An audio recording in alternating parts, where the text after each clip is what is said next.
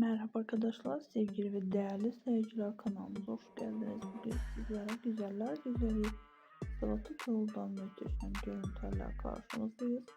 Güzeller güzeli Salatalık yoldan yeni güzel anında yeni fotoğrafları görmek istiyorsanız da sizler şu kanalımıza abone olmayı unutmayın.